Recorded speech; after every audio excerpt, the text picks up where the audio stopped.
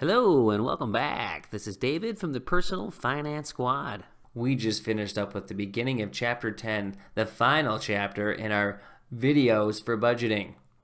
Thanks for joining. We saw Jasper make some decisions where he paid down his debt, his credit card, his furniture card, and his student loans, and he freed up $415.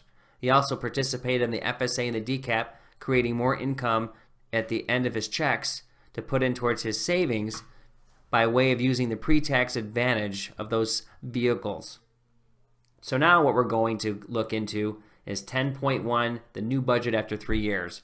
The whole point of Jasper paying down his debt was to see where he would be in 3 years, and also in reality to what can happen to people in 3 years with their life. So let's start now to see where his money has ended up after his 3-year plan. And what we're specifically speaking about is the savings vehicles, because that builds money and provides options down the road.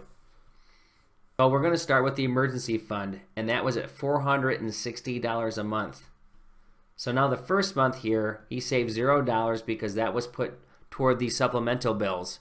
Those are the bills we talked about where we have to establish upfront money for our plans for a year's time cycle so that there's no negative balance. So that basically we're saying that all the bills will have coverage for the entire year's cycle. So a month 2 through 36, he was able to hit that 460 times 35, and he came out with $16,100. So just off his goal, but $16,100 as opposed to $16,560 is great. That means he has enough money to hit this goal right here. And it's not 3 to 6 months, it is 6 months.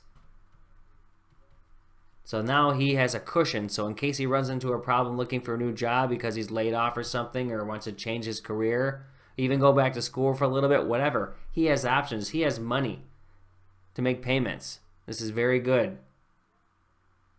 And you have to remember, by the way, when you think of, you see this number here, this is not gross pay, this is take-home pay. This is meaning this is money to cover expenses. So this is, in a sense, what you're saying is you're working with after-tax income. Okay, so the next spot is the savings vehicle. Now the savings are short term. We say this in the sense of, we made a paddleboard example in the last section where he wanted to buy a paddleboard in 3 months, but he had to do it in 4 months because he had to put some money toward his credit cards. So again, savings is for something you really can't buy in the 1 month time cycle, but you want to buy it in 2, 3, 4, maybe 6, maybe 8, whatever. The good thing here is that we're looking at this in the sense of if Jasper has saved every dollar. It doesn't mean it's true, but just keep in mind as we keep going through this exercise here that this is just what he could save through the entire 3-year cycle. Now for the emergency fund up here, that money's not to be touched. The savings vehicle, he could certainly touch it at any time he wants. It is his money to do with whatever he pleases, as it would be yours. But in this case, we say he had $32.04 saved for the first month because he had the $167.96 for the fixed bill establishment of the supplemental account money.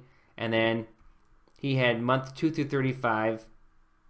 So you can see that $50 a month went to the creditor, so he was only able to use 150 of the 200, and that left him with this amount of $52.50. And then the month 36, he had a full month because he was back to the debt being paid off, and that allows him to save $5,482.04.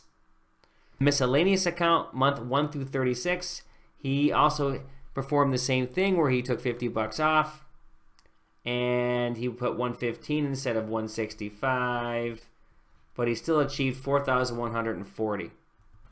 Rainy day fund. First month, nothing. 2 through 36, same thing, $50. You multiply that by 65 as opposed to 115, which is the original plan, and he was able to achieve $2,275.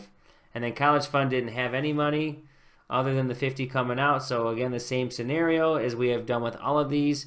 He was able to achieve $1,800. Now the other piece is the bonus checks. The bonus checks are $21.19, which he gets twice a year for 3 years, so that's 6 checks. And multiplying that out, that comes up to $12,876. Now, if we sit here and we add all of this up, Jasper would be able to save a total of $42,511 in 3 years, based off an $80,000 gross. You could really don't say gross, you just say $80,000 income, and really he was saving, really taking home more like $60K, somewhere in that ballpark. So that's a good nut. That's a big number. So this is a really good number here. So again, keep in mind that everything works differently for everyone, and this is a holistic exercise. And what we're saying here is that no money's been spent. But in reality, I'm sure savings would be spent to some degree. Certainly miscellaneous, because we keep saying what happens if the dishwasher breaks. Well, the dishwasher could, in fact, actually broke during this 3-year time. Rainy day may or not be touched, may or may not be touched, rather. College fund, we hope not. And bonus checks as well, that could be spent. Again, you can just see the kind of money that can build up over a 3-year plan if you can stick to your bills, assuming that your job is intact and the bills haven't really fluctuated too much in one direction. The idea is to make sure that there's liquidity, there's money to work with. It provides options and the power of just putting money away, but being able to afford your bills at the same time. So there's some other pieces in here, what we've already talked about quite a bit, and then we're just talking about the value of these accounts. So we know the emergency fund you're not supposed to touch at all costs. Savings, we just mentioned, is a temporary vehicle for things you can afford in a given month. Miscellaneous covers all the things you can't account for to pay for. Rainy day is for the rainy day, like a Corvette or a Mustang or a bathroom or a trip to Zimbabwe or something, wherever you want to go. It's things that you would not normally do and wouldn't be able to do for a while.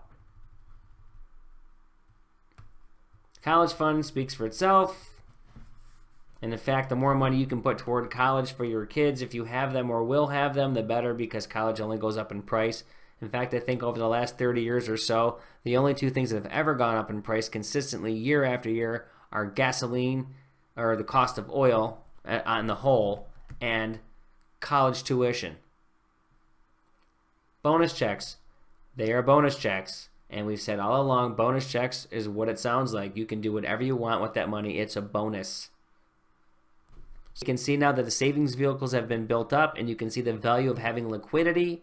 And so Jasper is really building himself out for a very nice positive future. Okay, so that's going to end this video. And in 10.2, the next section, increased disposable income. This is the scenario Jasper is getting paid. He's getting more in his paycheck because he's done well at his job, and he's going to get a raise. And now he has to decide with the money that he's saving, meaning he has less bills to pay for, and the raise, what is he going to do with this increased wealth? Okay, so thanks for joining, and we will see you in the next video.